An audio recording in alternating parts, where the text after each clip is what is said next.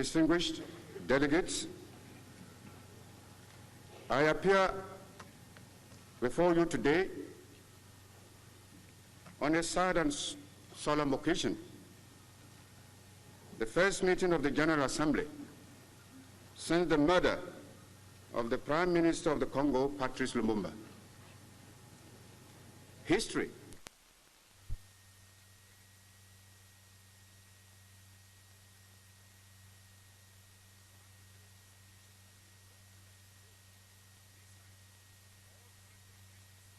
must be released by the new United Nations Command.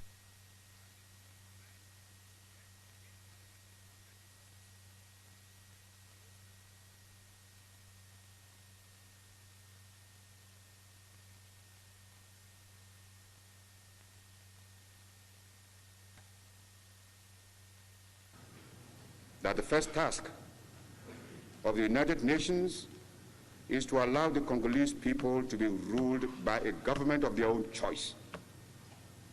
The Congolese constitution provides a means by which such a government can be chosen.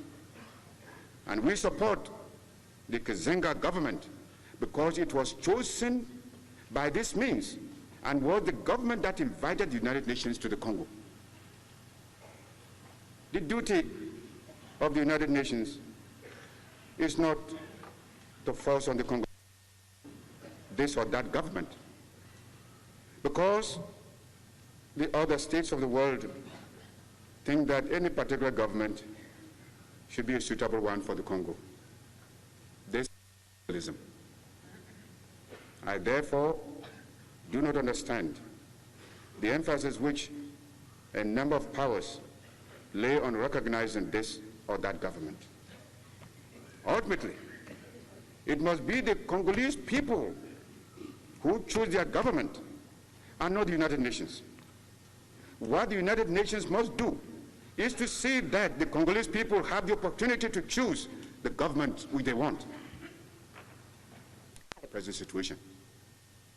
My proposal is therefore that there should be, as soon as the United Nations have established law and order, a new general election conducted under United Nations supervision and under conditions where every political party can freely canvass for its policy without fear, without force, and without intimidation.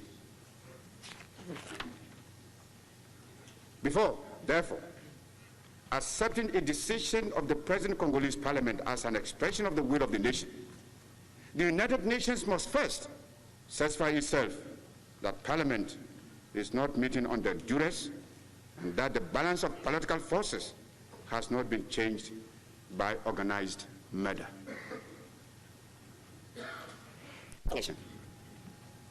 Mr. President and distinguished delegates, what we need in the Congo is not a solution that is a compromise or seeks to reconcile the divergent views between East and West.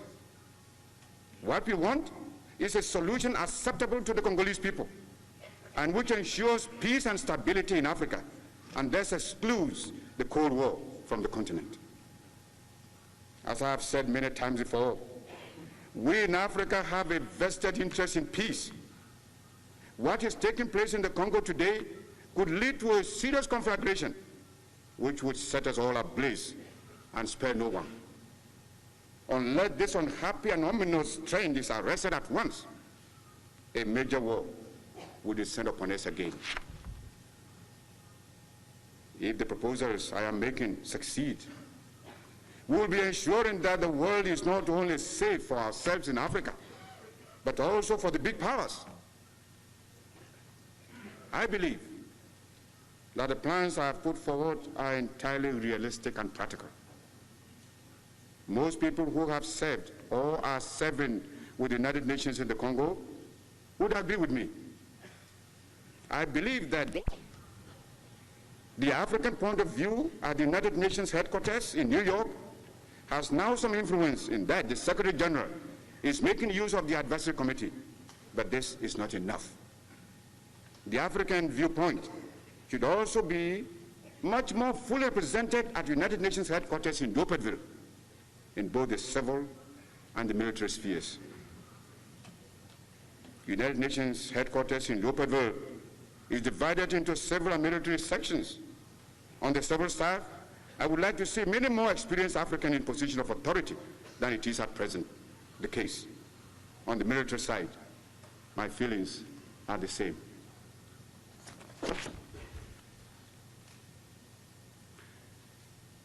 Mr. President, distinguished delegates, action in the Congo is urgent. Up till now, the United Nations has failed in the Congo. It entered the Republic to restore law and order. Yet today, mutinous troops who roam the country, committing atrocities, rapine, murder, and all forms of indiscriminate killings. There is virtual civil war. The United Nations entered the Congo with a specific mandate to preserve the unity of the Republic. Instead, under the very shadow of the United Nations, the Katanga province is being, in practice, detached from the rest of the state and converted into a new type of Belgian colony. The first task of the United Nations was to secure the withdrawal of Belgian forces. Instead, Belgium has been allowed to establish what amounts, in fact, to a military dictatorship in Katanga. Belgian military equipment is supplied to rebels and separate forces before the eyes of the United Nations forces, who are powerless to intervene.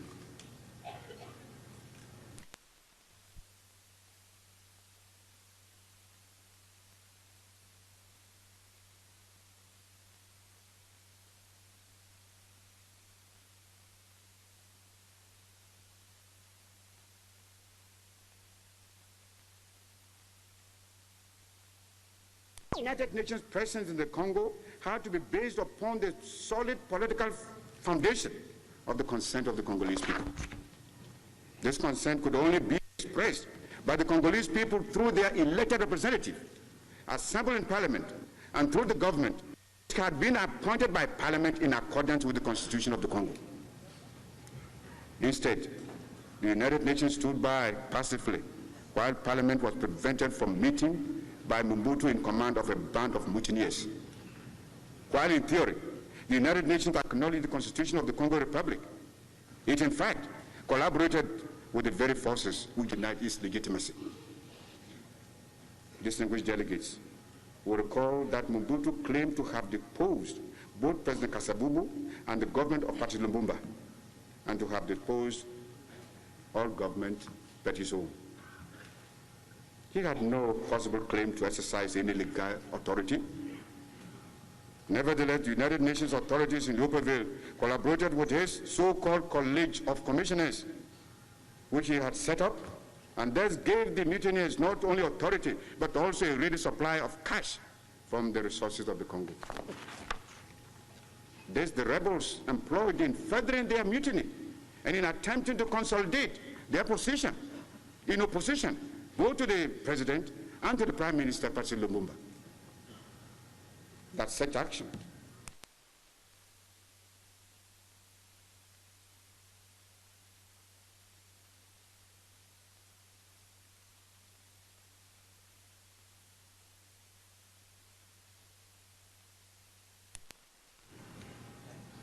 what has happened to the principle so widely canvassed in theory that all aid should be channeled through the United Nations. The distinguished delegates of the United States, Mr. Adlai Stevenson, some little time ago, wrote an article in the London Sunday Times in which he pointed out the absolute madness of partitioning Africa economically along the pattern established in Europe. What indeed should the Congo be economically attached to the common market countries? Only one valid reason for this exists: the maintenance of Belgium's financial interest.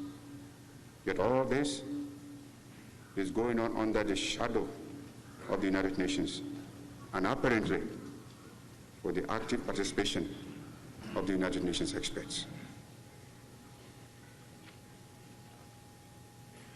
There is a special voluntary United Nations fund for restoring the Congo's economic life and carrying on its public services.